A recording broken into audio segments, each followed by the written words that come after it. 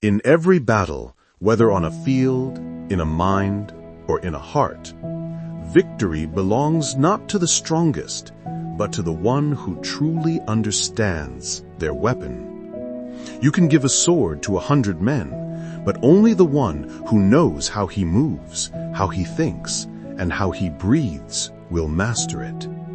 Because knowing your weapon is not just about fighting. It's about knowing yourself, your strength, your rhythm, your truth. Long ago, in the mist-covered mountains of Edo, 2 young warriors made their way to the temple of Master Hirozen, the greatest teacher of their age. Their names were Riku and Daichi. They had trained since childhood, dreaming of becoming great samurai, known across Japan. Daichi was tall and powerful. His strikes were like falling trees. Riku was smaller, quieter, sharp in thought, but unsure in form. When they arrived, the old master asked, "Why have you come?" Daichi replied with pride, "To learn how to win battles." Riku bowed and said softly, "To learn how to master myself." The master smiled, a faint spark in his eyes. "Then tell me, what is your weapon?" Riku hesitated. "My weapon? I've trained with many. The sword, the spear, the bow, I can fight with anything." Master Hirozen shook his head slowly. "If you can fight with everything, you have mastered nothing." He handed Riku a long sword and said, "Fight Daichi." The 2 warriors faced each other in the courtyard. The wind hushed, the bamboo swayed. Daichi charged, his blade cutting through the air like thunder. Riku's sword felt heavy, unbalanced. Within seconds, he was disarmed. The master only nodded. Again. He gave Riku a short staff this time. Riku fought with determination, but Daichi's cower crushed through once more. Riku knelt, ashamed. "Master, perhaps I am not meant for war." The old teacher rested a hand on his shoulder. "You are meant for it, but not in someone else's way." He led Riku to a large wooden door, a room filled with hundreds of weapons, each polished, each gleaming with history. "Choose your weapon," the master said. Riku looked around, lost. "There are so many. How can I know which one is mine?" The master smiled. "That confusion is the beginning of wisdom. Most people live their whole lives this way, holding what others hold, copying what others do, never asking what truly fits their soul." He lifted a small dagger and said, "A bird may envy the fish for swimming so freely, but if it dives too deep, it will drown. A fish may envy the bird for flying so high, but if it leaves the water, it will die. Each has power, but only in its own world." Riku listened intently.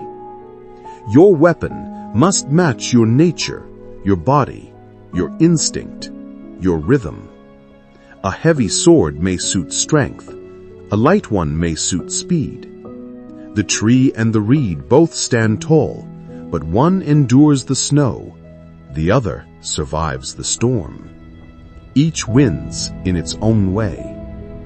The old man's words sank deep. Riku closed his eyes and breathed. He imagined his movement, his flow, light, fast, unpredictable.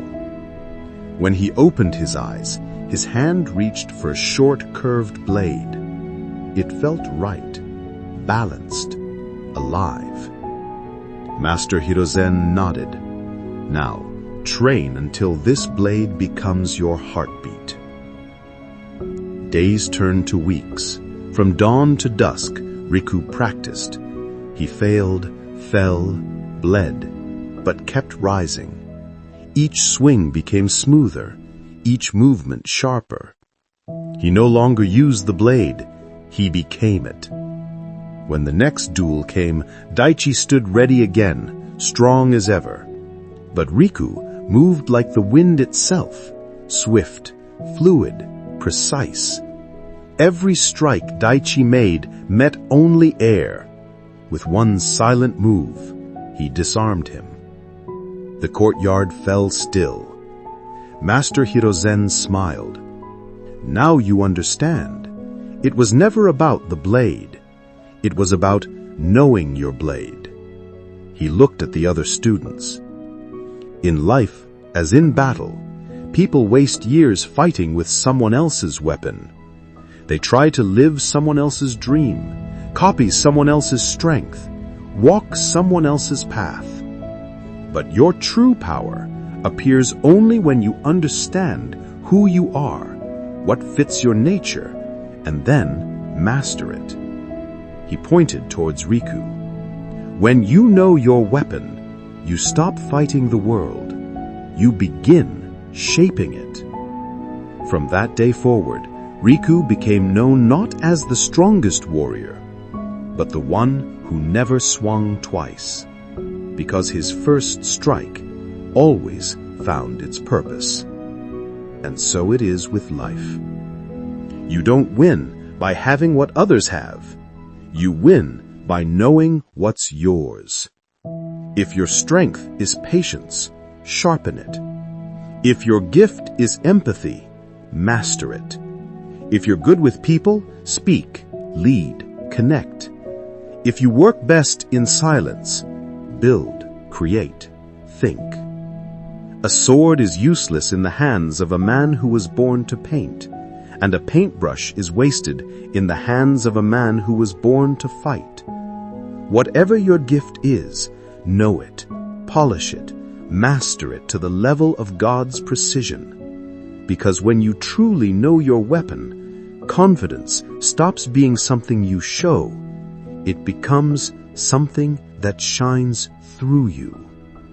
And then, no matter where life takes you, you'll never need to prove your worth.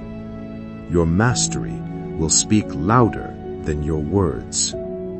If this story inspired you, share it with someone who needs hope today.